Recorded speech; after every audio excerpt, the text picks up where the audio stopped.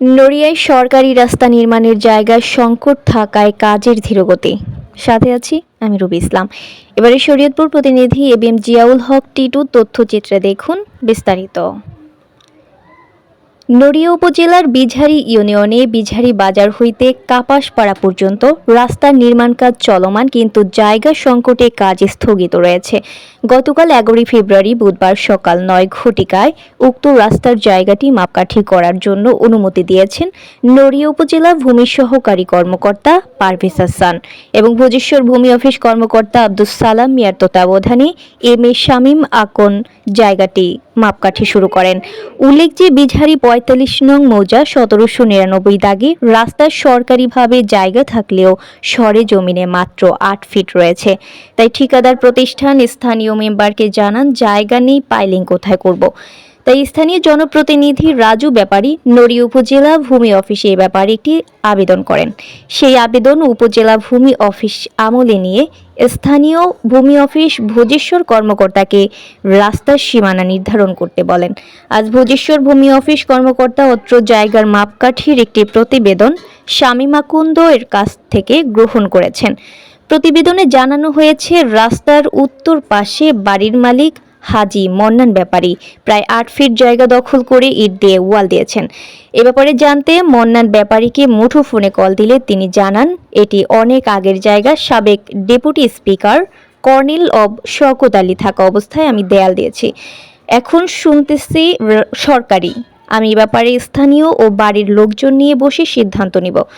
স্থানীয় জনপ্রতিনিধি রাজু ব্যাপারী বলেন, জনগণের জন্য রাস্তা আর রাস্তার জায়গা নেই, তাই আমি জায়গা বের করার জন্য ভূমি সহকারী কর্মকর্তার নিকট আবেদন করি এবং আমিন দিয়ে মাপকাঠি করলে জায়গা বের হয় এবং আমি এই প্রতিবেদন ভোজেশ্বর ভূমি অফিসে জমা দিয়েছি। ধন্যবাদ। আসসালামু আলাইকুম। আমি বিজারি 4 নং ওয়ার্ডের মেম্বার মোহাম্মদ রাজু ব্যাপারী। আমার এই যে আমি দাঁড়ায় আছি পিছনের এই রাস্তাটি কার্পেটিং রাস্তা আসে। তো সেই ক্ষেত্রে পাইলিং করতে গেলে আব্দুল মন্নান ব্যাপারী যে উনি আগের যে পাইলিং ছিল সেই জায়গা থেকে আমি ওয়ালটা প্রথম অবস্থায় বুঝতে পারি নাই যে এটা একটা খাস জায়গার ভিতরে সরকারি হালট।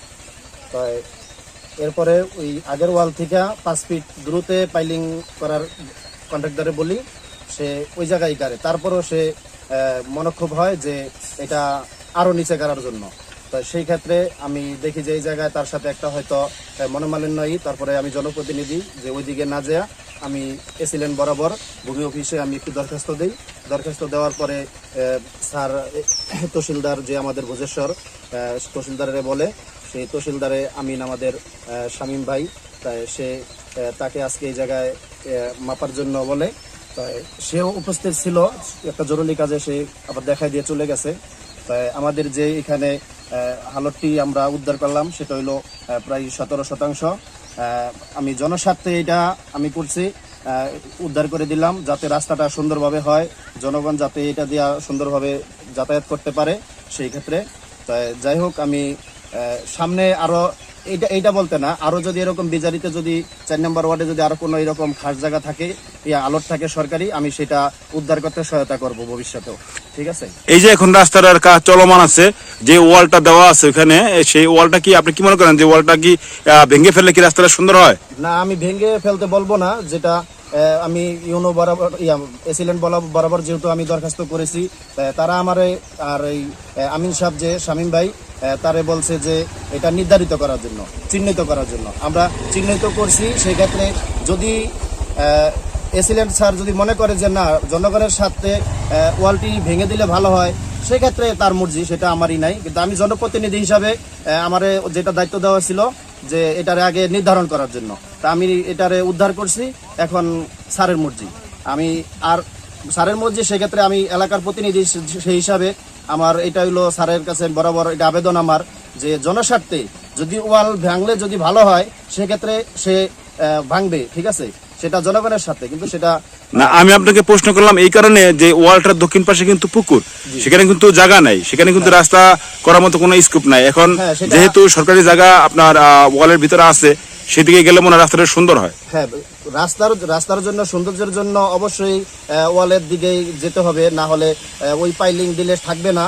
সেটা আপনিও দেখেছেন, এটা আমিন সাহেব দেখছে, এমনকি এলাকার জনগণও জানে বা আমি নিজে ওই। তাই আমার যেহেতু রাস্তাটা চিহ্নিত করছি, তাই আমাদের বরাবর যেহেতু আবেদন এসিলেন স্যারের প্রতি, সে আবার এটা প্রতিবেদন নিয়ে দেখে যেটা ভালো হয় আশা করি ইনশাল্লাহ সেটাই করবে। ধন্যবাদ, আসসালামু আলাইকুম। ধন্যবাদ আপনাকে।